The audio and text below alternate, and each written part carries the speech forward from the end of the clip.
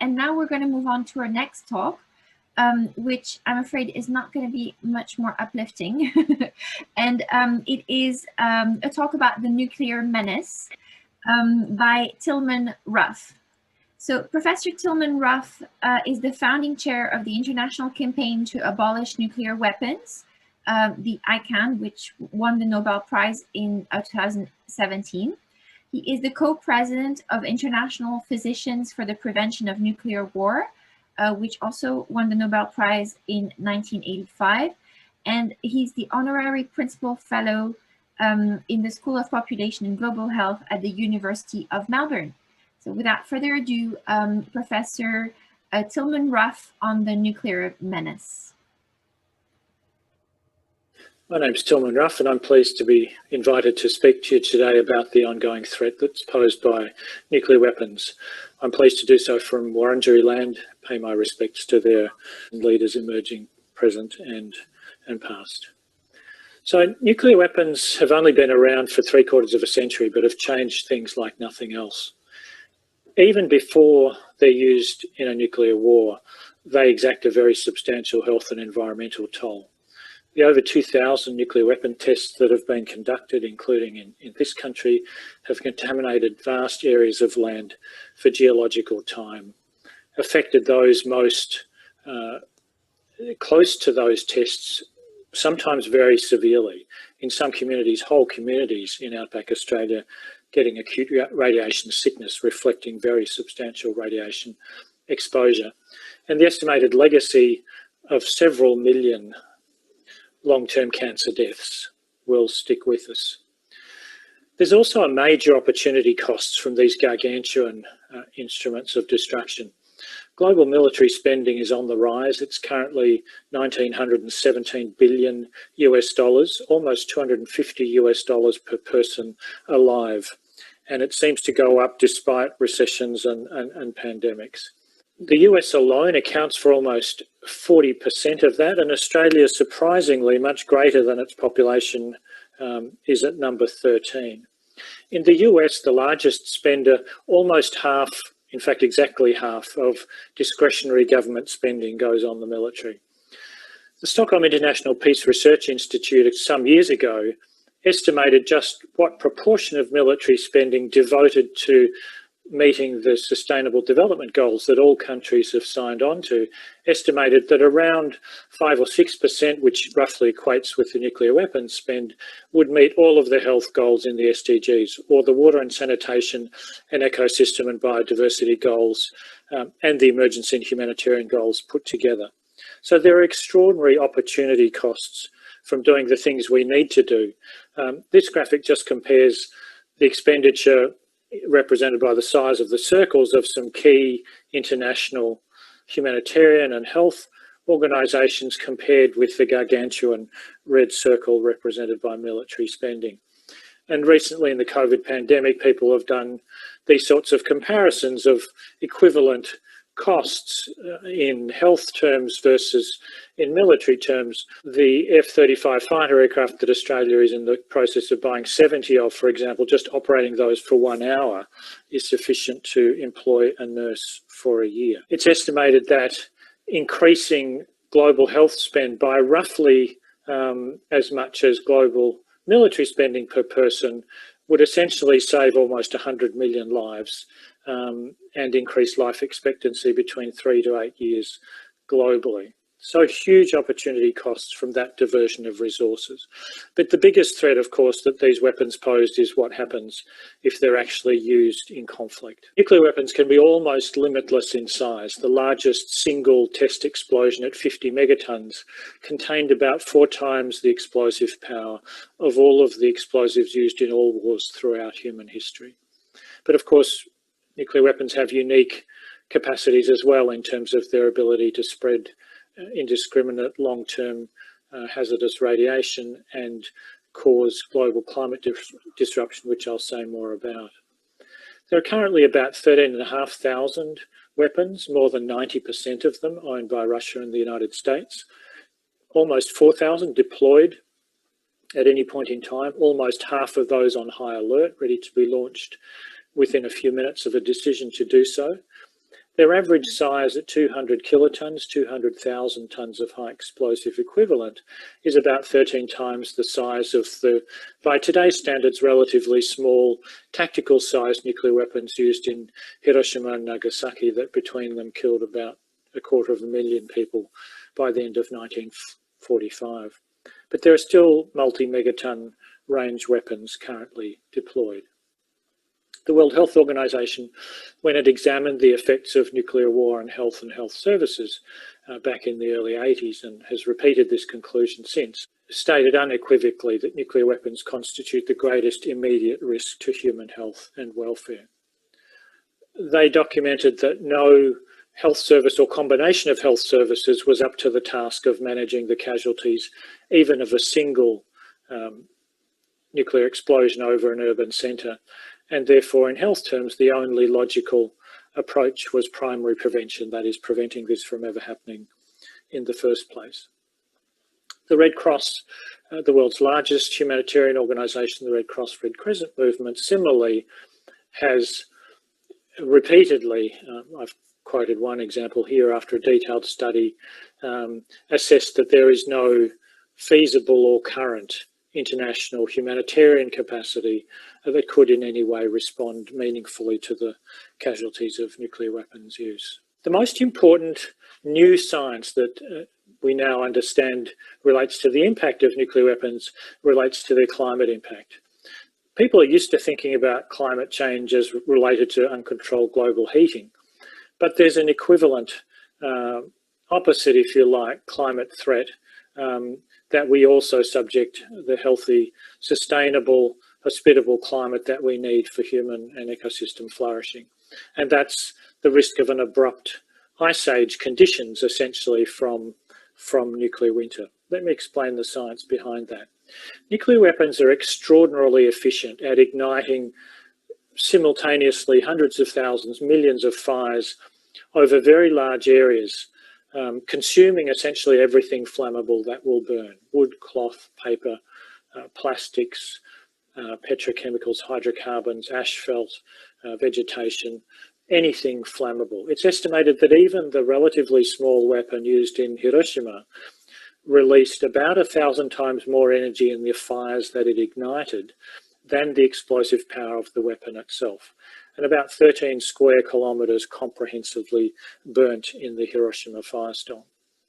But a modern megaton range weapon, say a 5 megaton Chinese long range missile heading for my fair city, Melbourne, would ignite an area of around 45 kilometres across. That whole area of 1,600 square kilometres would burn at over 800 degrees Celsius, consuming most of the oxygen, and essentially nothing could survive within that confluent fire zone. Those fires would inject millions of tonnes of black smoke high into the atmosphere. The scenario that's been most often studied by atmospheric science groups is an India-Pakistan nuclear war. Been to war 4 times since independence, long contested borders, regular shooting across them, terrorist acts on both sides. This is not an implausible scenario, of course, both nuclear armed, in fact, with the 2 most rapidly growing nuclear arsenals on the planet. So this scenario uses less than 2% of the global nuclear arsenal in terms of numbers and less than 1% of its explosive yield. The acute casualties would be horrendous. Absolutely don't bear contemplation, although contemplate them we must. But it's really the climate impacts that I want to draw your attention to. So depending on the size of the weapon, from Hiroshima size to 100 kilotons, this would loft between 16 and 36 million tonnes of black carbon into the atmosphere. That smoke would spread from South Asia over pretty much all of the inhabited regions of the planet within a couple of weeks. Taking a cross-section through the atmosphere, so South Pole on the left, North Pole on the right, up in the atmosphere on the y-axis, you can see that that smoke very quickly is up in the stratosphere and mesosphere, beyond the reach of weather, traverses the atmosphere north to south, and persists for very long periods, in fact, over a decade. The right graph here shows the temperature declines for different scenarios. The 50 kiloton scenario for the conflict I've described is this black line. This purple bar is the range of minimum temperatures that occurred during the last ice age on Earth about 20,000 years ago. So you can see that middling-sized nuclear weapons, not all of those in the Pakistan and India arsenals, targeted on one part of the world, would get us down to ice age temperatures, 3 to 4 to 5 degrees colder than present, within a couple of days, essentially. That's the average. Much greater declines, about twice that or more, over the large continental interiors where most of the world's food is grown. So darker, colder, drier, underneath that cloud of smoke for over a decade is not going to be great for agriculture. There are a whole range of other impacts, unprecedented levels of ozone destruction in the stratosphere from hot smoke that would deplete ozone to levels we haven't seen for many millions of years. Radioactive contamination, toxic chemical contamination from damaged industrial facilities, and crucially, loss of all the complex transnational inputs to modern agriculture of fuel, seed, fertilizer, machinery, and transport of agricultural products. So what I'll show you is essentially estimates based on the colder, darker, drier, but be aware this is very much an underestimate of impacts because it doesn't take all these into account or the synergies between them. And essentially, both on land and in the water, net primary productivity, so that's what the first trophic layer in ecosystems, plants basically produce, that's not used for their own growth and respiration, that's left over for animals like us to use. The total decline in net primary productivity over the globe from this small regional nuclear war would be roughly comparable to the total human consumption of food and fibre. So a very substantial decline, and of course not evenly distributed, but the most densely populated areas most vulnerable, that use more than they consume. We're not well positioned to withstand sustained substantial declines in food production of that magnitude over many growing seasons. About 700 million people are currently malnourished. About 2 billion people and growing are at least moderately food insecure at present. It's estimated that the economic and social impacts of COVID have increased that number of hungry people by roughly 100 million over the last year. Global grain reserves are currently about 3 months worth of consumption, and that's not too bad, but that's about as high as they ever get. That doesn't position us well to withstand substantial declines in production for over a decade. So it's pretty easy to see that this small localized nuclear war, small in nuclear terms, would put billions of people at risk of starvation without taking into account of the disease epidemics and likely further conflict that such a severe and extensive famine would trigger. Some of the climate scientists involved in this work have really highlighted that these are not weapons in any normal, targetable, confined sense. These are essentially global suicide bombs where the concept of winners and losers basically becomes nonsense. We would all lose if they're used. So how are we tracking? What's the danger? And then what's the way forward? Well, currently, with some current small positive steps notwithstanding, at least stopping the decline, in the renewal of the New START Treaty, the last remaining treaty constraint on nuclear weapons between the US and Russia, thankfully, in the first days of the Biden administration. But basically, there are no current negotiations underway. We have seen the hard-won treaty gains that have constrained nuclear development and numbers since the end of the first Cold War progressively abrogated. Not only that, all of the 9 nuclear-armed states are not just sitting pretty on their arsenals, they're actually modernising them with new capacities, increasing the flexibility of their use, their accuracy, and so forth. Massive sums invested, projected over very long time periods, and involving weapons types that we have not seen previously. Probably the best known and a very authoritative assessment of how we're tracking is the Doomsday Clock, this annual assessment, which just a couple of weeks ago was left at 100 seconds to midnight, as far forward as it has ever been. In setting the clock last year, the board of sponsors, which includes 13 Nobel laureates, highlighted that the international security situation is now more dangerous than it has ever been, even at the height of the Cold War. And basically this year's saying the potential to stumble into a nuclear war has grown. Some nice talk, but really no serious action yet on climate. The two main areas that concern me about this growing danger, apart from the usual ones of accidents and madness and errors in complex technical and human systems, is the growing in this pink section of this graph over the last decade or so, the rapid growth in internationalized armed conflict. I think as the impacts of a climate stressed, heating world really start to bite, food and water insecurity, people on the move, this internationalized conflicts are on the rise. Each of these that involves the nuclear armed states poses a risk of escalation. And the other area is the offensive use of cyber technology. This is now a major investment, an area of development for upwards of 30 militaries around the world. Those who've commanded nuclear weapons in the past have been able now to speak, tell us that those command and control systems are vulnerable. And just a couple of months ago, we saw an absolutely unprecedented scale and depth of hacking of multiple US government agencies, including the agency that maintains US nuclear weapons. The fissile material, the plutonium and highly enriched uranium that puts the nuclear in nuclear weapons that you need just kilograms of to construct a weapon, exists in thousands of tons in stockpiles, military and civilian, mostly nuclear armed states, totals the equivalent of reconstituting the current global nuclear arsenal more than 10 times over. So keeping this material out of weapons is going to require a very strong, consistent rules-based order that works. Getting rid of these weapons has been at the forefront of the United Nations agenda since the very first resolution of the General Assembly in January 1946 called for the elimination of atomic weapons.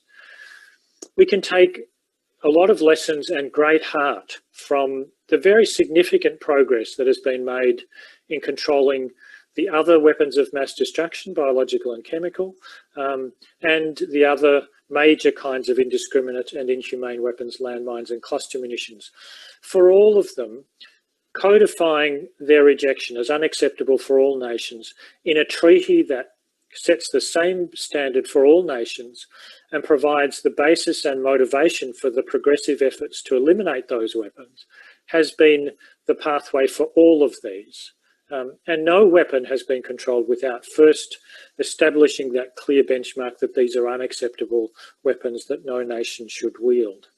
But until very recently, that approach had not been tried with nuclear weapons. So as a result of many efforts, but of course, many supportive governments, but with a key civil society partner being the Campaign Coalition, the International Campaign to Abolish Nuclear Weapons, Australia's first Nobel Peace Laureate, and a key role played by the Red Cross and Red Crescent movement, really characterising the need for nuclear weapons elimination as urgent, unfinished humanitarian business, really helped to galvanise a process that led in 2017 to the negotiation of the first treaty prohibition of nuclear weapons.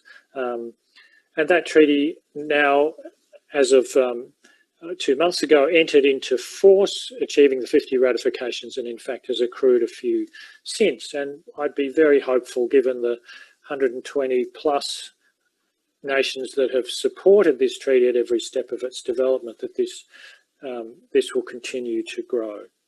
So this is really an extraordinarily important and historic step to now have the last and worst weapons of mass destruction finally prohibited comprehensively. Not only is it an evidence-based treaty that provides this categorical prohibition, but it also is the only place in any international treaty where there is established a feasible framework, a pathway to get rid of the weapons for states with and without them, states that host them, states that assist in their possible use, There's a framework here for time-bound, verified plans subject to verification by an independent international authority to actually eliminate those weapons. There are also some landmark in the nuclear space obligations on victim assistance and environmental remediation for the victims of nuclear use and testing.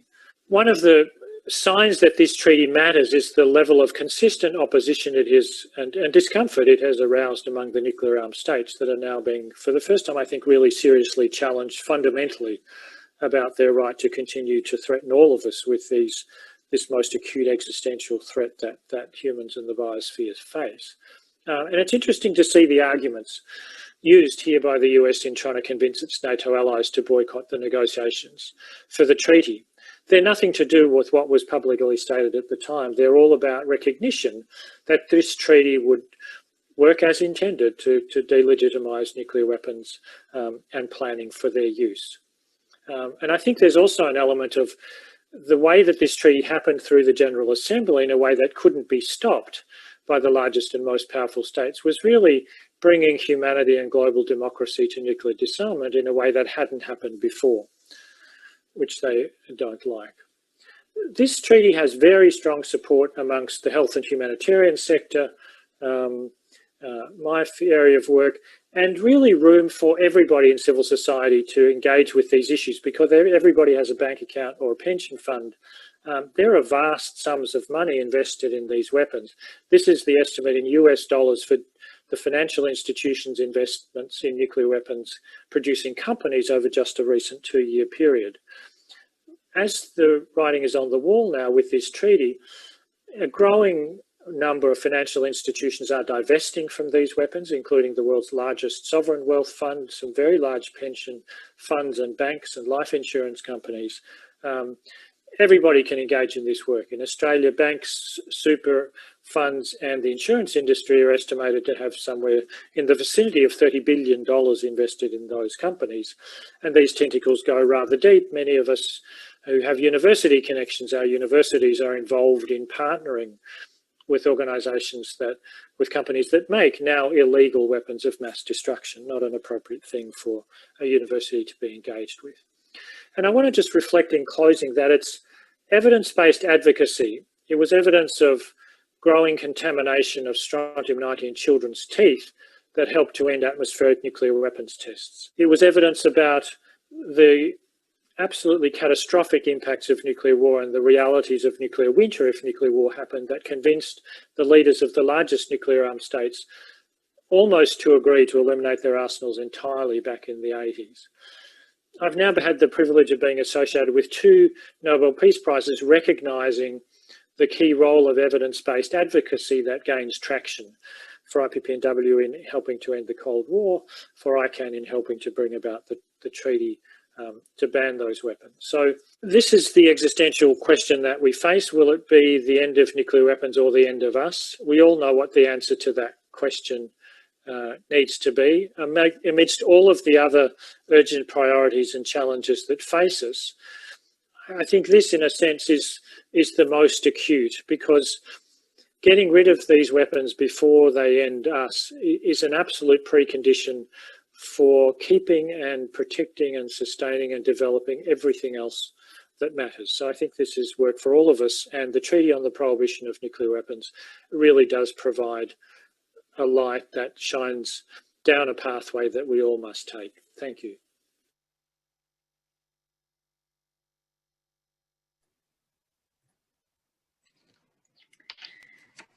Thank you very much, Professor Ruff, for this extremely interesting talk. So I have questions for you about some of the things you mentioned about public awareness. So there was a recent decision by the UK government, for example, to increase its nuclear stockpile by 40%. And as far as I can tell, that was met by no reaction from the larger public whatsoever. So what do you think is fueling this apathy from the general public? Thanks for the question. I think it's a combination of things. Can you hear me?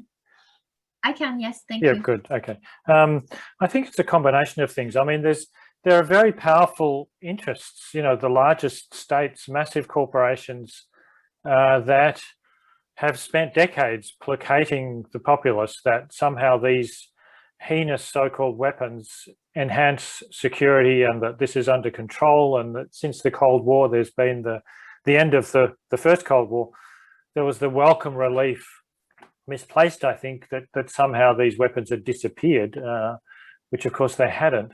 So there are vast industries and bureaucratic and government vested interests in keeping the populace compliant and accepting these gargantuan investments and this unacceptable risk.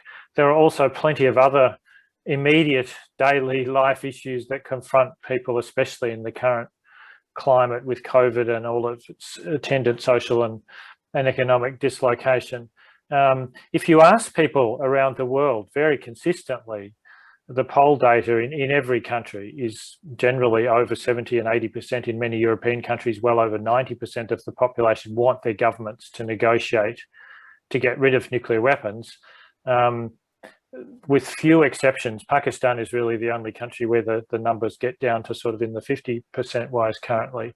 But so if you ask people, everybody kind of gets this, but in terms of the daily priority, there are so many competing agendas and issues, and I think in so much incentive, from powerful interests not to worry or be active on this. And of course, there's, what Paul Ehrlich said at the outset. Our neurology is poorly wired to deal with abstract long threats that seem abstract and long range. We're collectively still very bad at that. Most of the governments in the world get this too. So the first meeting of states parties to this treaty will happen probably in January of next year. And, this treaty is now part of international law. But I think all of us that are concerned about human health and survival and flourishing, I think, this needs to be part of our business. These weapons haven't gone away, nor can our attention to them. I agree. So in that spirit and taking into account all the efforts that you have made to ensure that nuclear weapons are outlawed, I think one thing that and I should say I did meet the ICANN people from Switzerland at a conference by the Campaign for Nuclear Disarmament in London. So I saw the Nobel Prize. It was very exciting. So I'm totally on board with the idea that this is a necessary first step. But I feel like we should point out that despite 120 countries signing the UN treaty, the nuclear powers, the ones that hold the weapons, are the ones that refuse to sign it. So what are the chances of this treaty resulting in nuclear weapons actually never being used again, when the countries possessing the nuclear arsenal are the richest and most powerful in the world? So what reason would they have to yield to less powerful and less rich countries? Yes, I think the treaty is only obviously one tool, although I think it's a very important one. And now the ongoing work is to use this to continue the historic task of eliminating these weapons. I mean, significant progress has been made. It's the political commitment of every government to get rid of these weapons. All governments have signed on to an instrument that legally binds them to negotiate disarmament. Most of them have signed the treaties that prohibit other kinds of inhumane and indiscriminate weapons and the other weapons of mass destruction, biological and chemical weapons. There's such an obvious inconsistency here that it's legally prohibited to and unacceptable to poison somebody with sarin nerve gas or subject them to smallpox or polio virus, but it's okay to radioactively incinerate them, and jeopardize their entire future with nuclear weapons. I mean, the inconsistency of that, the penny has to drop at some point. To a large extent, this has been an evidence-free zone. The evidence about what nuclear weapons actually do has been really denied and obfuscated and covered up. So I think there's a crucial role for for advocacy here, for divestment work, for political pressure. What gives me heart is, as I mentioned in the talk, is that the single most important thing that encourages me is that this is not some fine piece of UN verbiage that the nuclear armed states can happily ignore. This is now an international treaty, and the nature, unfortunately, the imperfect process of international law development is that it's incremental and gradual, and the force of these things grow over time as they get reinforced with civil society support, more governments join. But the writing is now clearly on the wall, and the level of consistent opposition from nuclear armed states to this treaty is, for me, the most important signal that this treaty matters.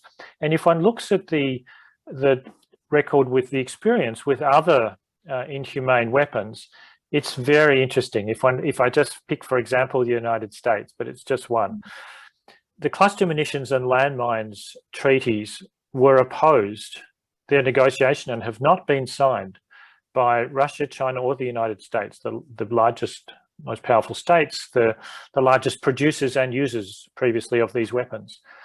When you go to UN meetings now, for several years, the US has been boasting its virtual compliance with the landmines ban, a treaty that it opposes and hasn't signed. And they boast that they no longer manufacture landmines or cluster munitions in the United States, and that they only now deploy landmines in the demilitarized zone in Korea. So these treaties have impacts even on states that haven't joined them. The Comprehensive Test Ban Treaty has not yet entered into force, that bans nuclear test explosions in all environments. But we have a very good global monitoring system, and North Korea is a pariah state as the only nation that continues to test nuclear weapons. So these treaties can have very significant normative, political, legal weight that will grow over time, even for the nations that haven't signed them. So, of course, it doesn't do the job, but there are sort of two bits to this, I think, two sort of key tasks. Clearly, to prevent nuclear war in the longer term, to ensure survival of a healthy biosphere, we need to eliminate these weapons. But in the meantime, there's a lot of important and, in some cases, relatively simple steps that can be taken to diminish the danger that they'll be used in the meantime. And however nuclear, and we also know how to do this, nuclear weapons numbers have been reduced by over 80%. So entire classes of nuclear weapons have been verifiably eliminated on time by international agreement. So we know how to do this. So I have a question for you from Professor Andrew Blixen, who asks, has it been statistically calculated what are the probabilities of an accidental exchange of nuclear missiles as time goes on? And if so, what are the probabilities? There's different approaches to this to try and estimate the risk. I guess from a really practical perspective, lots of intelligent and people have made careful assessments, such as I reported with the Doomsday Clock. The world's most senior diplomat, the UN Secretary General, has said that we're in dangerous times. We're back in a new Cold War. There's no secret about this. I'm more interested from a practical point of view. This possibility is clearly real via multiple, increasingly complex and diverse and unpredictable pathways. And those possibilities need to be removed, whatever the probability is. People who have managed nuclear weapons for long periods of time, such as William Perry, the 41st Secretary of Defense in the US, who's worked with nuclear weapons, since the early 1960s, and many of his colleagues agree with him, is adamant that the risks are now greater than they have ever been of nuclear weapons use, even during the Cuban Missile Crisis, which he lived through, which he thought every day would be his last. So these risks are really, really serious. In a sense, they're unquantifiable, in any certain sense. But when people like Bill Perry and George Shultz and others say that, the risk of nuclear weapons being used over the next few decades is at least 50%, then this is a present danger. We don't have the luxury of time here. Well, this is a timely reminder, I think, just as the Doomsday Clock information has been released, that nuclear threat remains present and has to be dealt with. So thank you so much, Professor Ruff, for this really important and interesting talk.